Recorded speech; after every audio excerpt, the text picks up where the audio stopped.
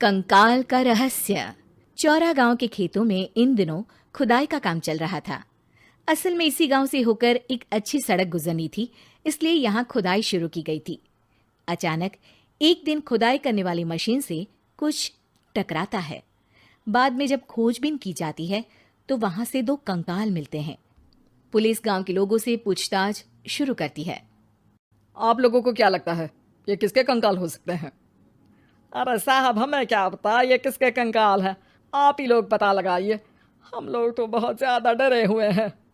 हाँ, हमारी forensic team अभी आ रही है। ये बताओ कि इस गांव के रहने वाला कोई जोड़ा गायब तो नहीं ना?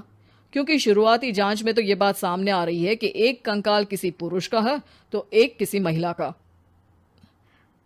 साहब, हमें तो बहुत डर लग रहा है। ऐसे कंकाल मिलने का मतलब गांव के आसपास ही किसी की हत्या हुई है या फिर किसी को जलाकर मार डाला गया है। हाँ साहब, हम अपने परिवार को लेकर बहुत ही ज़्यादा परेशान हैं। देखिए, आप लोगों की परेशानी हम समझ सकते हैं, लेकिन आप लोगों को पुलिस का सहयोग करना होगा, क्योंकि आपके सहयोग के बगैर हम ये पता नहीं लगा सकते हैं कि आखिर ये किसके कंकाल है और इनकी हत्या किसने की। ठीक है साहब, गांव के लोग आपका पूरा सहयोग करेंगे। हाँ साहब, पूरा सहयोग करेंगे।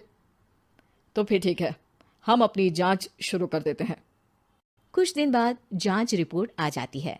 पता चलता है कि ये कंकाल करीब 20 साल पुराने हैं, यानी 20 साल पहले किसी जोड़े की हत्या कर शव को यहाँ पर दबा दिया गया था।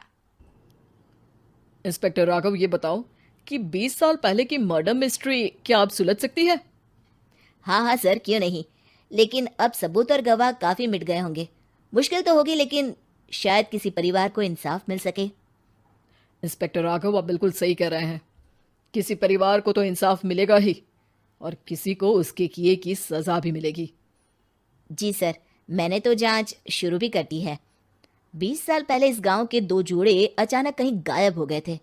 मैंने दोनों ही परिवारों के बाकी के सदस्यों से बातचीत शुरू की तो उन्होंने बताया कि उनके बच्चे शहर गए थे, लेकिन आज तक वापस नहीं लौटे हैं। लेकिन ये दोनों शव किस परिवार के सदस्यों के हैं, ये कैसे पता चल सकेगा? सर, मैंने डीएनए टेस्ट करवा लिया है। आज शाम तक इसकी रिपोर्ट भी आ जाएगी। अच्छा, ठीक है। उसी शाम को सर, डीएनए रिपोर्ट के मुताबिक ये दोनों ही लाशें चौरा गांव के रहने वाले प्रधान सुल्तान सिंह के बेटे और बहू की है। लेकिन इनकी हत्याएं किसने की है, ये कैसे पता लगेगा? इसी का तो पता लगाने की कोशिश में जुटा हूं सर। आज सुल्तान सिंह से मिलने भी जा रहा हूं।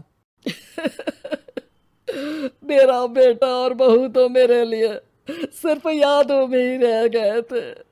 हमें उनकी लाशें तक नहीं मिल सकी थी। आज 20 साल बाद उनके कंकाल मिले हैं। मैं अब किसके लिए जीऊं? लेकिन सर, क्या आपकी किसी से कोई दुश्मनी थी? अपने बेटे बहू की हत्या के लिए आप किसे जिम्मेदार मान रहे हैं? अब मैं किसका नाम बोलूं? मेरी तो किसी से दुश्मनी नहीं थी, बस मेरे बेटे बहू को कोई वापस ला पाता।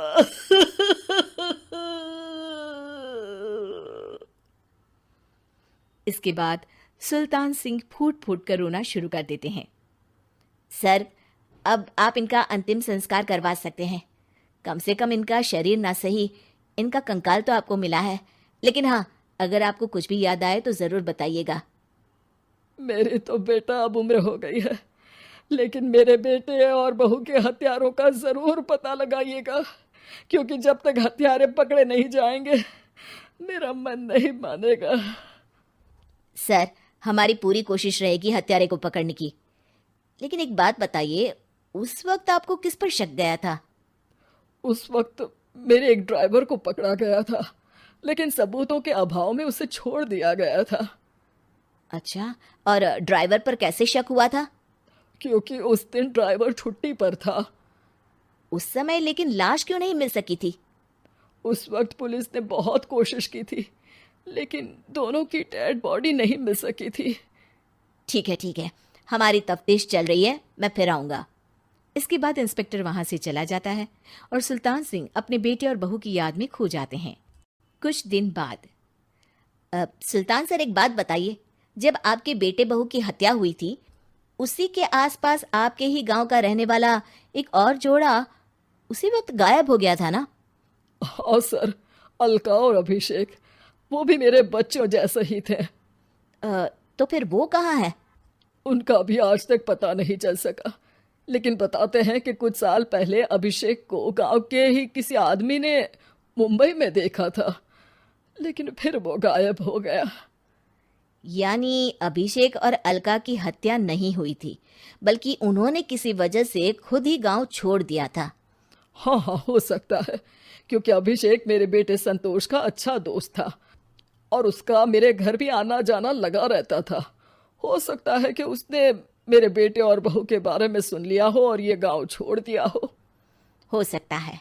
उनके परिवार का कोई अब नहीं रहता क्या इस गांव में? अब तो कोई नहीं रहता।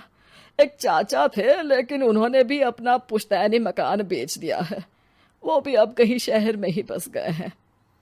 ओह, अभिषेक और अलका के बारे में भी पता लगाना होगा। हो सकता है कि वही इस हत्या के बारे में कुछ बता सके। हो तो सकता है, लेकिन वो बेचारे तो खुद ही वक्त के मारे थे, वो क्या बताएंगे। फिर भी सर, जब केस दोबारा खुला है तो जांच तो करनी ही पड़ेगी, और इस बार तो लाशें भी बरामद हुई है।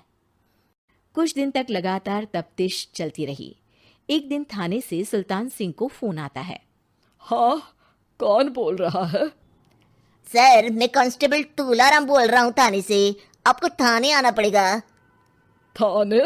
लेकिन क्यों? सर, किसी की पहचान करवानी है। अच्छा ठीक है, मैं दोपहर तक पहुंचता हूँ। सुल्तान सिंह दोपहर में थाने पहुंचता है। कई पुलिस के अधिकारी वहां मौजूद रहते हैं।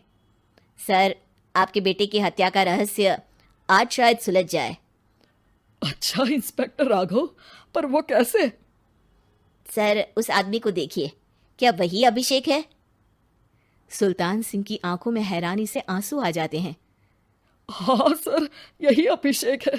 ये आपको कहाँ से मिला? सिर्फ अभिषेक ही नहीं, बल्कि इसकी पत्नी अलका भी इसके साथ है। मैडम, जरा अभिषेक की पत्नी को लाइए। जैसे ही अलका को पेश किया जाता है, सुल्तान सिंह जमीन पर गिर जाते हैं। सुल्तान सर, क्या हुआ आपको? आप अलका को देखकर गिर क्यों गए? सुल्तान सिंह सर पकड़कर बैठ जाते हैं। ये अलका नहीं, बल्कि ये तो मेरी बहू रितु है। पूरा थाना एक दूसरे का मुंह देखने लगता है। क्या? इसके बाद हर किसी को दो कंकाल और हत्या का रहस्य समझ में आ गया। अभिषेक और रितु ने मिलकर संतोष